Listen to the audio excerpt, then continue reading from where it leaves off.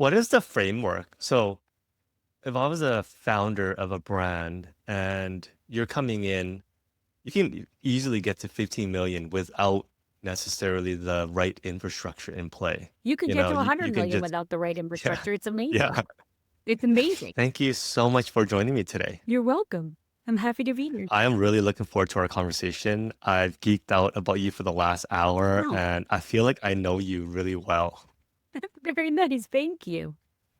So we, you have a very unique background actually, and it's well documented online, but I really want to focus on scaling businesses because that's the most interesting thing for me. I can spend my entire day geeking out on this. So you started a dispensary in Maryland, Mhm. sold it to Forefront, joined them, and helped them scale and exit. How big was Forefront when you joined? Forefront was very small. Initially, when Forefront started its practice in cannabis, they were basically a license writer. They would do help form teams and then apply for licenses. Right about the time that they did my license in Maryland, they decided they were going to start acquiring assets and become more of an asset holding company. And so that's what they did, and that's what we did. I helped them build out the infrastructure for human resources, a bit of retail and the retail brand, and compliance.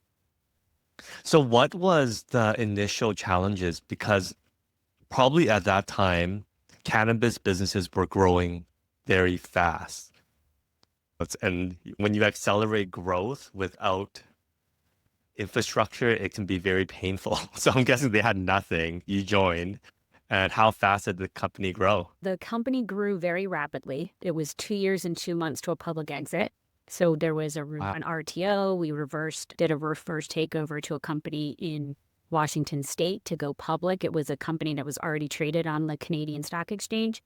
So we RTO'd into them. We were acquiring assets and attempting to integrate assets at the same time, building out basic infrastructure across all departments, including finance and compliance and human resources and operations, and trying to figure out how to operate that as a portfolio company. Hmm. So it was very fun, but it's also incredibly challenging. And as with most of these multi-state operators that have been built in the industries over the years, the goal was to get to revenue as fast as possible. And we were bringing in a lot of capital. And we don't necessarily build the best things when we're running towards exits and running towards revenue. We don't take a lot of time to sit back and think, but we did it. We cobbled it together and it went public and it's existing. So what did you learn? Because there's a lot of wisdom there going through that.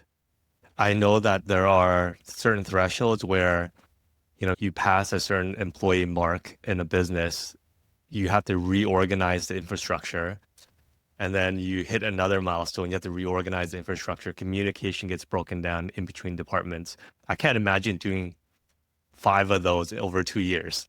Yeah, it's exhausting, but I think I learned so many things, right? You learn nimbleness, you learn in your own self what you're willing to accept and what you're not willing to accept, what the boundaries are. I wasn't very good at work-life balance in either of the public exits that I did in the scales. And now on the consulting side of the house, I'm trying to be a little bit better about maintaining work-life balance. But in terms of building companies, some of the things that I learned, especially in terms of communication, was how important having structured communication is, and really identifying as a company how do you want to have your meetings? What do your dashboards look like?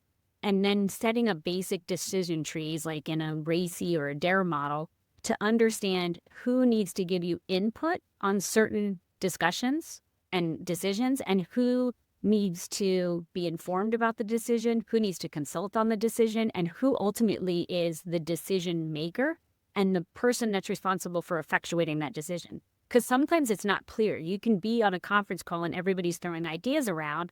I want to go into this state. I want to do this. But at the end of the day, nobody's making the decision. You guys are just throwing in a bunch of inputs. Or I've also seen where decisions are made and people are trying to be super fast with their decisions so that they can progress. and they're not getting the inputs that they need along the way. And it really can hit the bottom line if you're not getting those proper inputs. So really mapping out decisions was one of the key areas for me in just overall developing my communication and being better at working with multiple Well, departments. I can see that being probably the most important thing in a business where your North Star is to list publicly in 2 years.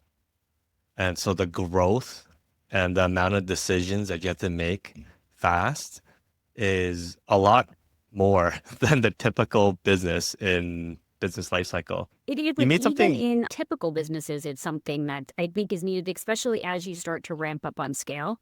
Early mhm. on, when I work with early stage companies, and maybe it's a handful of founders and they're used to operating in a pool, they're always making decisions together. But as they scale, you lose the nimbleness if everybody's making a decision. So at some point, either it's going to evolve by itself and you're going to start missing pieces, or you can be very intentional with the way that evolves and you can sit back and say, okay, we need to figure out what the specific sphere of influence is for each of these people. And then what decisions should they be consulted on, informed on, who's the driver of this decision, that type of thing. It really creates a better nimbleness for the company. How did you guys build out your organizational chart when you were scaling? Like, how did you, and typically what organizations do is will build out an org chart 1 year from now, 2 years from now, 3 years from now, based on strategy. But to do so when the business is scaling so fast, how did you navigate that? It was perpetually iterative. I think it changed day by day sometimes as different thought processes were going on. I don't think that's the way I would operate now. And I certainly don't recommend that my current clients operate in that manner. I think there needs to be some intentionality in terms of what you're running towards for an org chart. And this is something that I see in companies a lot right now in particular, is you need to really understand let's take it from a retail perspective, right? You really need to understand what is the bare minimum of employees you can have and stay operational. Hmm. And a lot of companies don't know what that floor is. And if you don't know that floor, one, you're going to cut till you break. And then suddenly you don't have anyone to do the things that you need to do, to manufacture, to sell. And you're losing employees that you're training. So I like to really figure out what is that bare minimum. And then you create a scaling org chart. At X amount of revenue, you need to make sure you add these people and then keep that org chart scaling as you project into the future. It just makes it easier, and it's not perfect, right? Like you'll refer back to the org chart and be like, yeah, I thought I was going to need a director of production at this point, but I think we don't need one yet. And then you just modify it a little bit. That's really insightful. It has to be dynamic and business is messy. So sometimes you plan for something within the quarter, tariffs go up and things change drastically. Yeah, you absolutely have to be nimble. The macroeconomic world is going to change. What's going on with cannabis is going to change. So you really have to be open and fluid in the way that you're building your companies. The other thing that I like with the scaling org charts and also having a strategic plan, because strategic plans are very important, is it helps avoid bright and shiny object syndrome, which as entrepreneurs, everybody has bright and shiny object syndrome, right? That's the reason, that's your thing, right? That's what sets your world on fire, is to come up with a new idea and chase it. But in cannabis, in particular, we're already managing so many parts of the supply chain that you would not normally manage, that if you have bright and shiny object syndrome and you're going after this asset and that asset and this new thing that's outside of your strategic plan, you're distracting from getting to the revenue that you're seeking to get to. Strategic plan, scaling org charts, very important. It's so true too in a vertically integrated, like a brand, for example. Even if you wanted to add a new flavor, hey, this customer wants this flavor, it starts from the assembly line. And that decision right there, there's a lot of cost and investment in that decision. Absolutely. If you're adding a flavor, and you just said add a flavor, and I'll tell you the way my brain works. So if you came to me and you said add a flavor, that would be like, for me, it's at the top of a project plan. And then I start to think of all of the verticals that you need to institute to get to that add a flavor, which may be making sure that whatever the flavor profile are there any like compliance restrictions on that? What are the registrations? Is it a forbidden type of flavor that you can't have? Is it attractive to children? This compliance tier. And then you have the production tier. Like, where do you get the flavor? Where do you source the product? How long is it going to take? What does your packaging changes look like? How much ultimately is it going to cost you to get to the end product when you take in labor and inputs and packaging and all of the things? Does it make any sense just because one person wants a flavor? So true. And then even like personnel, like how many humans do you need to get this done, and what departments inside of the company need to be involved in making the decisions? Because I can promise you it's way more than you think it is. It's more than just the chief operating officer or the chief product officer saying, yes, go.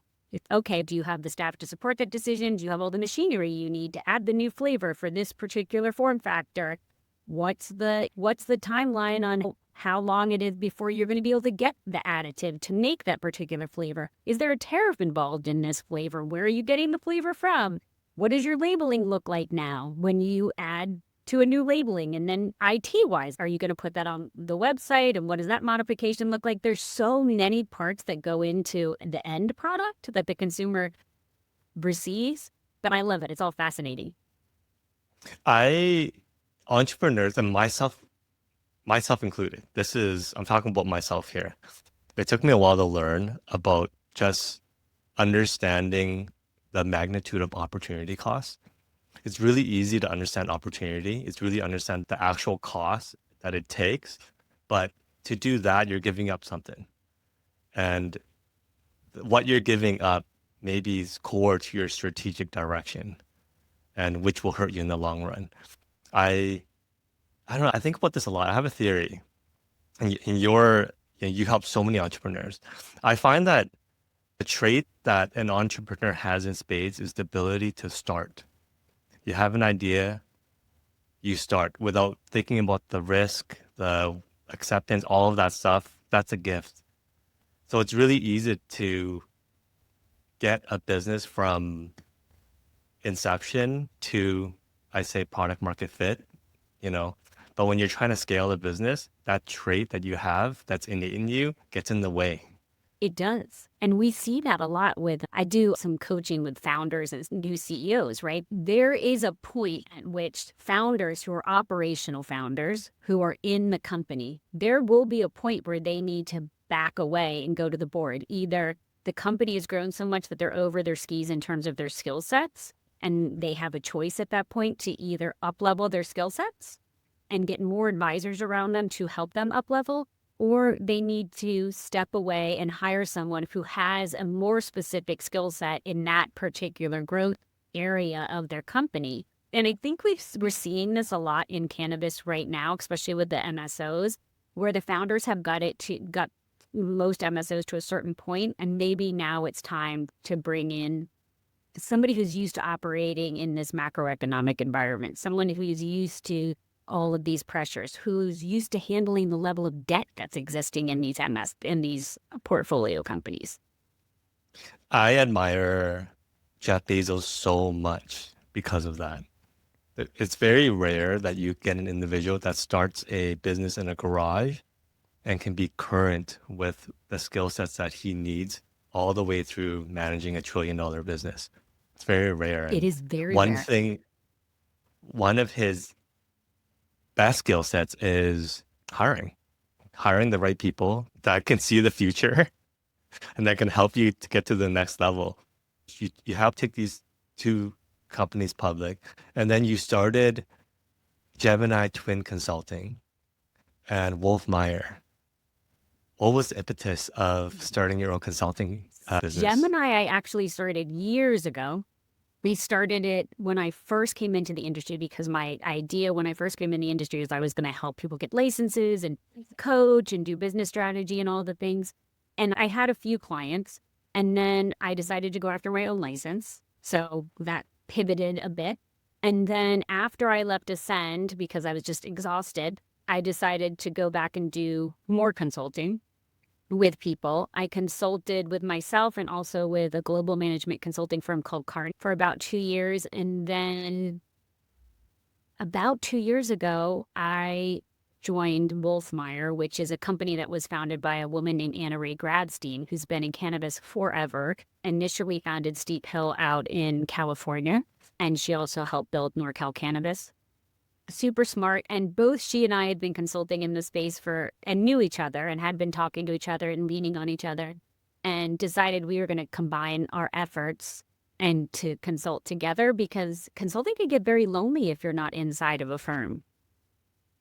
Yeah, I would imagine, right? You're helping CEOs and founders scale their business, but who's doing it with you? So tell me a little bit about the work that you do. What stage of business do you typically work with?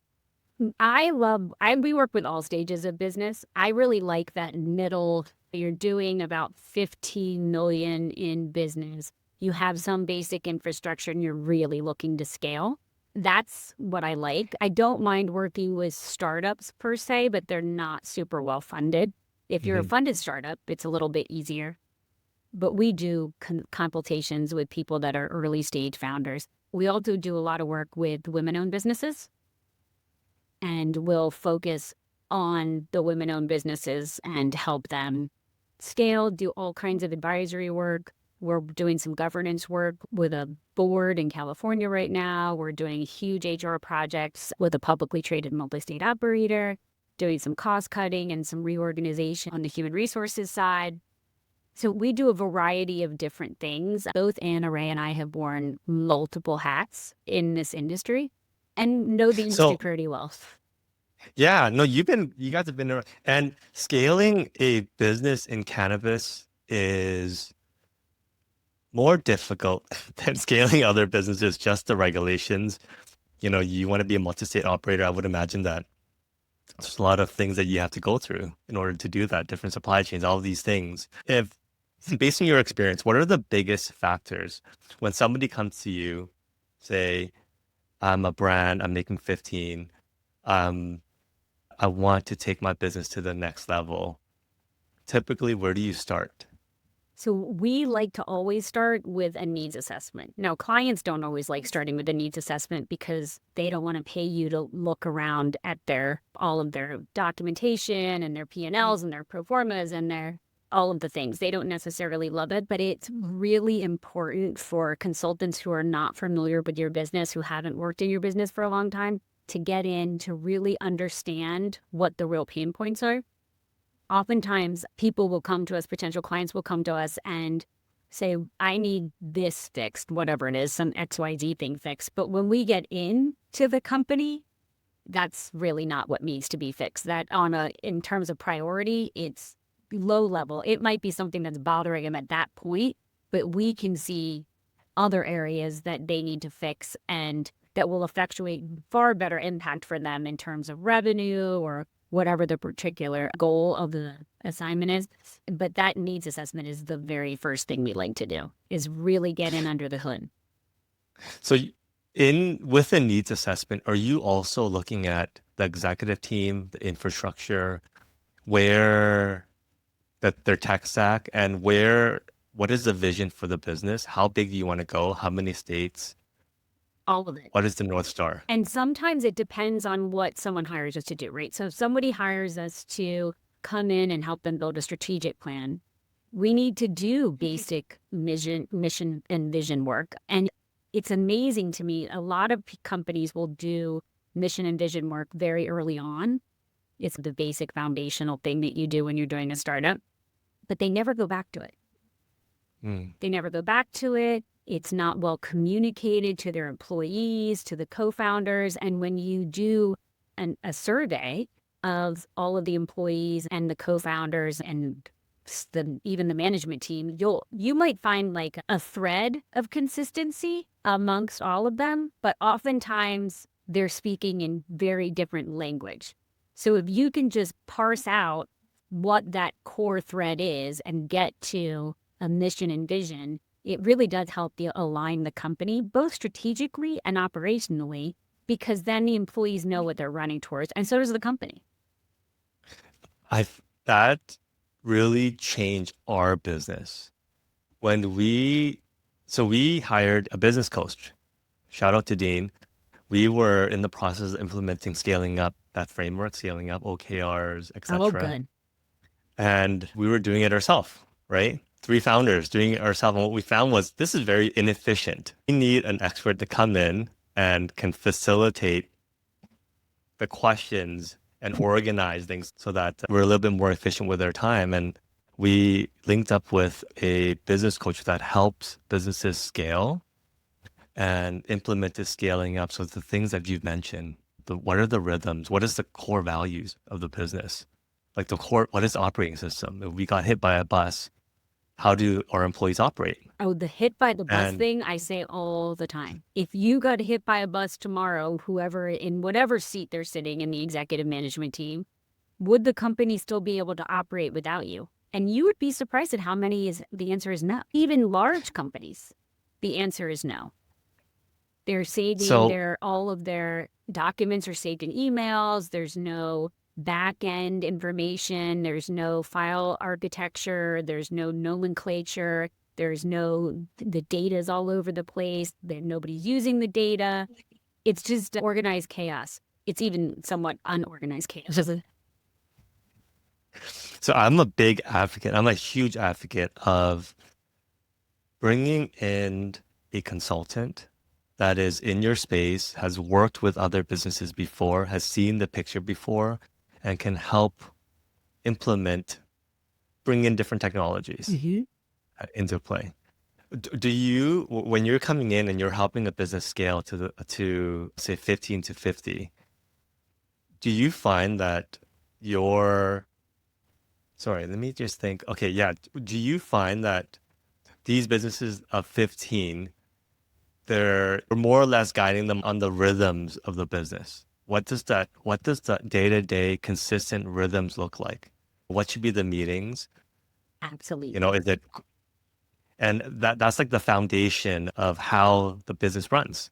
And it's basic stuff, right? And it's not brilliant. It's not like anything. It is exactly like, what is your back-end architecture? What's your rhythm of business? How often are you having meetings? What do the dashboards look like? What data do you want to see from your employees or even from yourselves to share with if it's just a bunch of co-founders, like what information are you guys sharing with each other?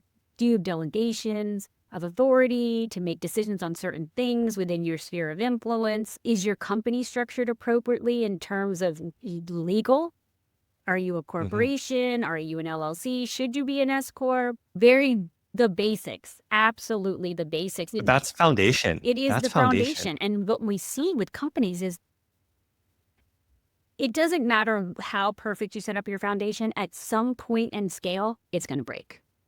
Yeah. You're going to have a wobble. Hopefully it's only a wobble, but you need to constantly be assessing that foundation. And tech you brought up is one of those areas I see where you do need to start inserting it, right? Like early on, unless you're potentially an IT company, you can do things on like QuickBooks and Teams meetings and smaller levels of tools, right? But there'll be a point when you need an HRIS system and you can't just use QuickBooks for payroll anymore. And you need a payroll service provider. There's things at certain point in scale, and it's different for every company. I'd love to tell you at 15 employees, 25 employees, you need an HRIS system. Maybe you might be able to get away without one if you have a really good project management tool and a decent payroll provider.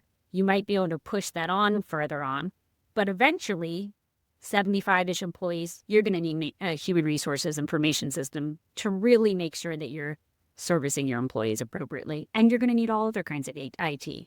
So one of the things that we do all the time is we do tech stack assessments, and we go out and we do research and see if there's better alternatives for companies to use. Maybe there's a better functionality or the costs are lower. So that's something that, especially with how rapid tech changes, that you need to be assessing your tech stack all the time. What is the framework? So if I was a founder of a brand and you're coming in, you can easily get to 15 million without necessarily the right infrastructure in play. You could You get know, to you 100 can million just, without the right yeah, infrastructure. It's amazing. yeah, It's amazing. you can hobble your way there. Where do I start? So where do I start from I don't have any rhythms in place to infrastructure. What do I tackle on first? How can I get methodical in scaling my business? Sure. So, of course, I'm going to recommend you have outside eyes looking in. I find that when, even in my own business, like in running a consulting company, it's do as you say and do as I say, not as I do. And also, I don't recognize the holes in my business the way that someone else can. And if was going to set up a rhythm of business, I probably would have done it already. And now I've reached the point where I'm paralyzed and I can't figure out how to come up with a rhythm of business. What is the right rhythm of business? And maybe I'm researching a ton and I've come up with 45 different ways to do rhythm of business. So I always recommend that people hire outside eyes, have them come in and look. And a rhythm of business is different for every company. It depends on how do you personally like to work? How does the team like to work? And sitting with the team and really figuring out, okay, we do better with 15-minute daily stand-up meetings. Some people want daily meetings. Some people and they want quarterly meetings. Okay, how are you communicating on a daily basis if you're only having quarterly meetings or if you're only having monthly meetings? So it depends. But rhythm of business is important, and it's not something people think about a lot. They're not very intentional with the rhythm of business. They just do it. Yeah, I remember when we were 18 employees, never had any meetings, worked just fine. Everybody was in a room and we just went our merry way. And right around the 30, 40 employee mark, things started breaking. We got to meet, got to have one-on-ones, got to do all of these things. And we went to the very end of the spectrum where we had too many meetings. And when you have too many meetings, you're making a lot of decisions, but there's not a lot of time to get things done. You spend all your time in meetings. Yeah, so there was this more or less figuring it out. What is the best path forward? And it's interesting what you mentioned earlier if you ask an employee what's the mission of the business, are they consistent in telling, or is there a consistent message? And you can start off with the executive team. Sure. Does the executive team know what's the most important thing in the business? And sometimes they don't because the alignment isn't there. And it is very important to get the team aligned around that mission and vision. So when you start, is that the first thing is, hey, where is this business today? How often do you guys communicate and how clear is the communication? It depends on the project. Sometimes people hire us just to do that work. And sometimes they'll hire us to do something else, board governance.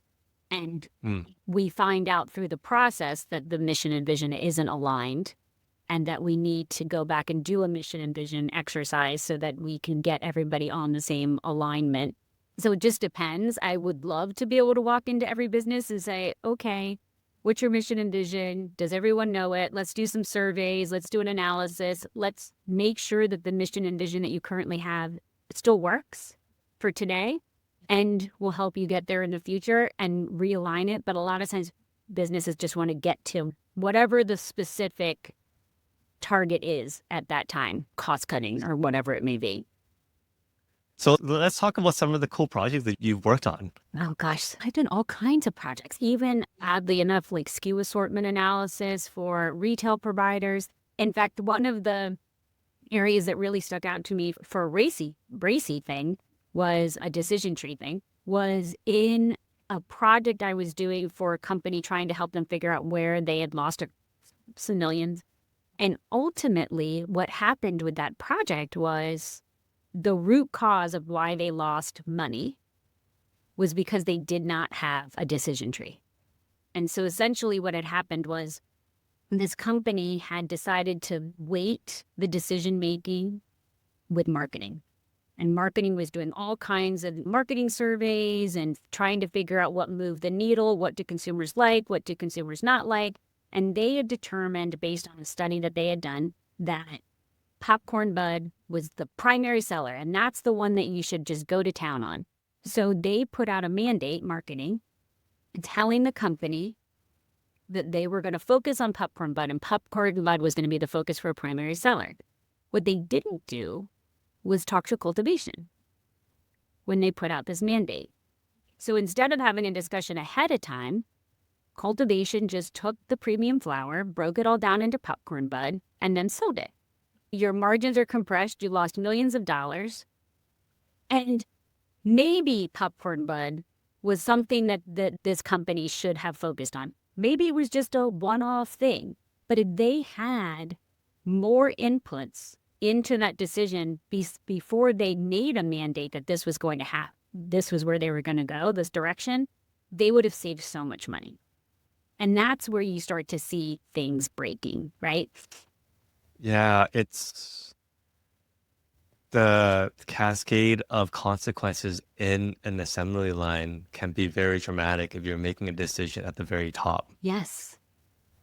Yes. And those kind of like production line decisions, it should start at the consumer level, right? Marketing wasn't wrong to go and try to figure that out.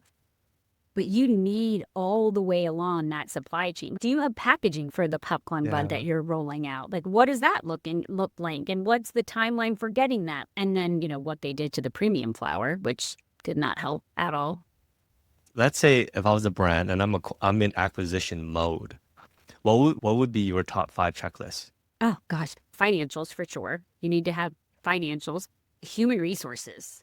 If you are a brand and you have a chief product officer and, all of these C-suite people, does the other brand have all the C-suite people too? And what are you going to do with it? And then what about all the layers below? Do they make sense? Or is Florida, if you're buying Florida, are their retail staff making $17 an hour, but your retail staff is only making $14? How are you going to rationalize that? Are you going to tell Florida that you're never going to raise their salaries until whatever other state you're in reaches the 17? There's strategic things. So human resources to me is a big one. What should be the thought process with culture? Like, how do I assess if the culture is the same? It's never, I'm going to tell you right now, it's never the same. And what I find from the companies that I have seen do not seem to be particularly intentional with their cultures. We talk a lot about culture in cannabis, a lot.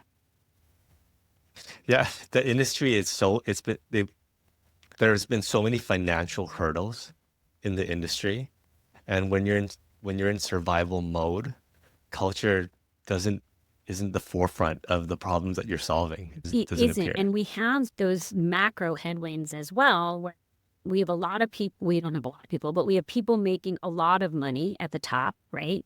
And then we have people at the bottom that are making disproportionately low amounts of money, who are actually running and working in the business every day.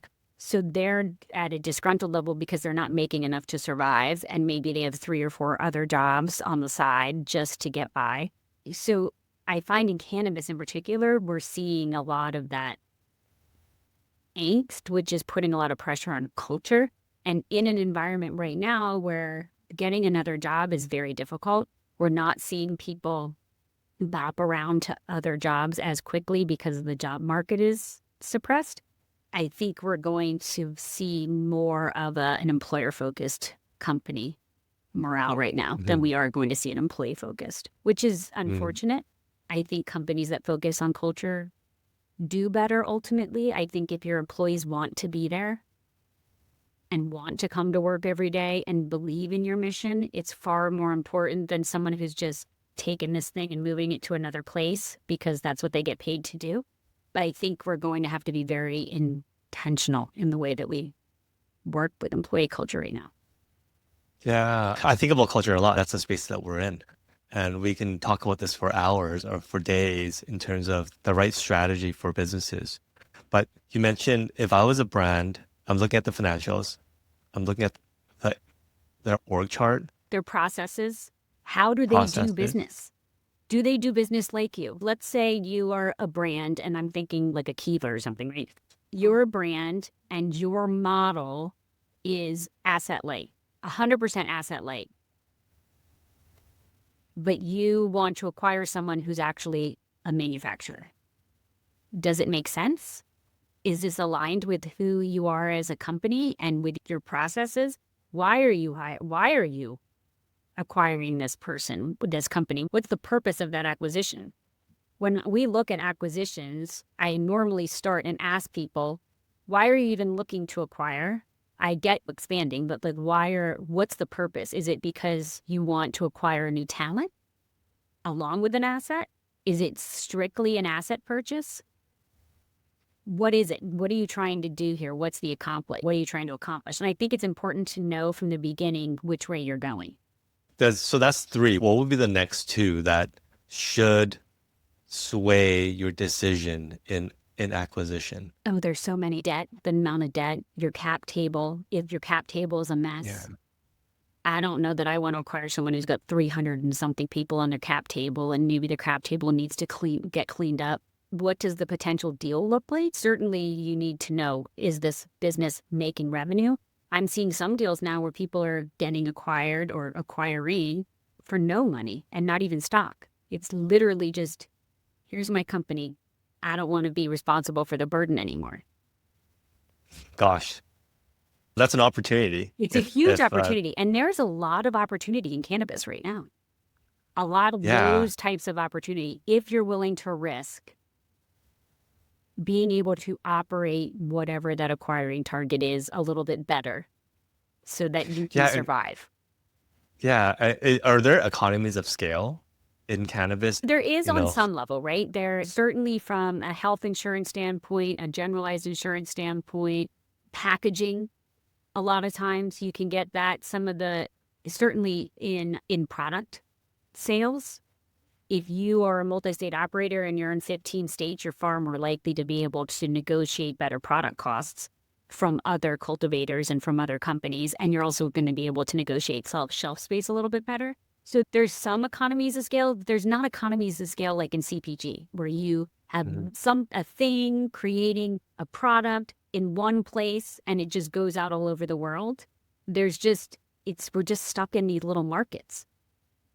Yeah, it is what it is. It is where it is. I want to talk a little bit about where the industry is at. You have a unique view because you've been in this industry forever, but you're on the other side helping so many businesses. What's the status of the cannabis industry in 2025? It's a little scary. There's certainly no capital. We all know that. There's a lot of debt. We're in a situation where companies that were growing very rapidly are not growing as rapidly as they were and really need to focus inside and make sure that they are right-sized and that they're doing everything they can to cut costs in order to make that dollar at the end of the day. We aren't seeing as many M&As. We're not seeing as many acquisitions. I was talking to an investment banker yesterday, and he said at the end of Q4 last year, they were in a situation where they had so many deals and buyers available that they were able to shop the buyers against each other in order to create other deals, better deals. But that's not.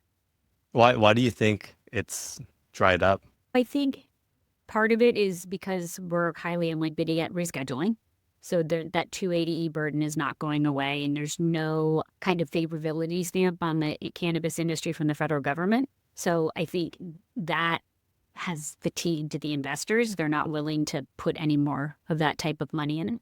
I think from an MSO perspective, and even from the private company perspective, well, I guess more from an MSO perspective, their share prices are so compressed that they can't do the acquisitions they would have wanted to do because it would screw up their cap table so much. I think we're seeing a lot of that. And even for the last 2 years, what we've been seeing primarily is if an MSO is acquiring a company, they're doing it in stock. You're not getting cash. So it's not even attractive to a seller to sell to a multi-state operator to only get stock that potentially might go to zero and get delisted. The debt burden is so high for these companies. And the other thing that I want to see the 420 data because I haven't seen it yet.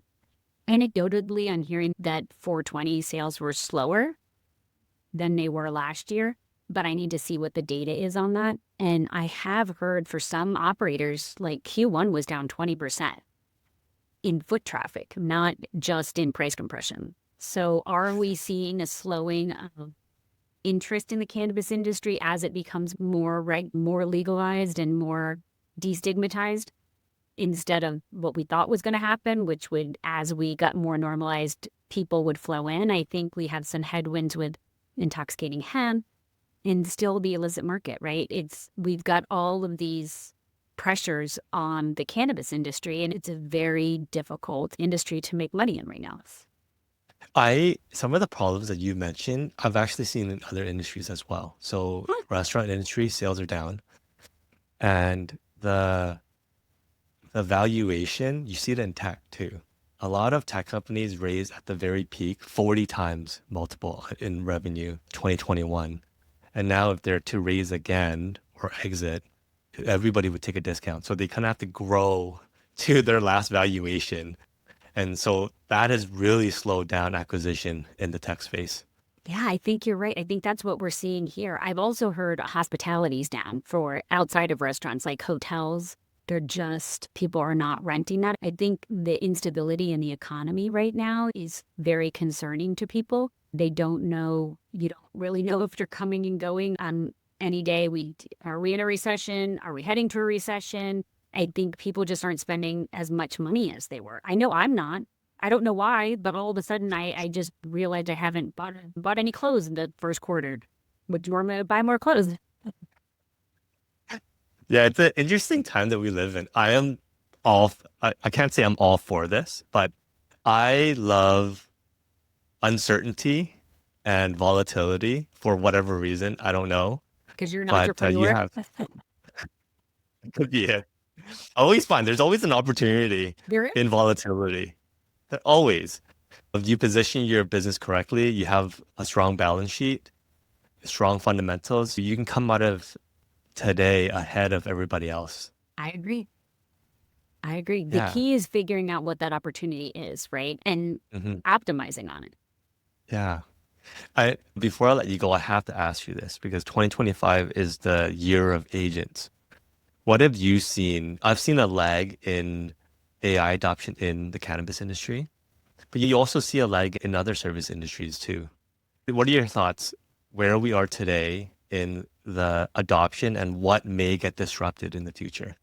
I am starting to see some AI usages in all kinds of places. I'm seeing it in human resources. I'm seeing it in doing demand planning. I'm seeing it in AI bud tenders that sit on top of your POS and introduce products to you. I think we have a long way to go in terms of the use cases for all of these types of things. And I think there's so many other places you can use AI for that we're not currently using it.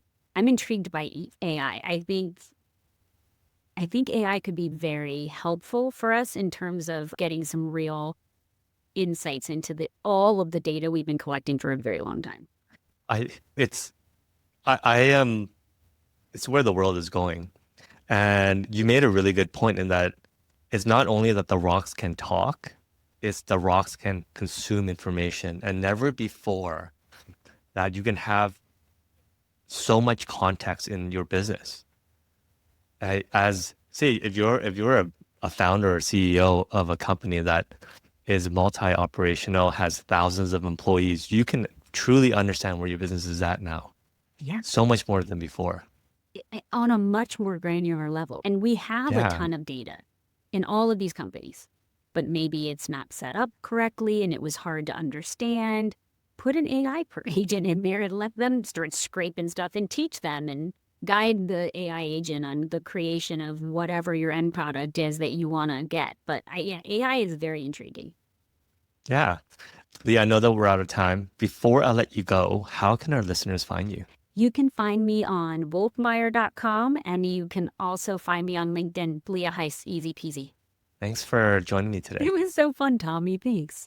Thanks for listening to the KayaCast podcast. We hope you enjoyed the show. Don't forget to subscribe to our podcast in your favorite podcast app or visit our website to access the full archive of episodes from the show.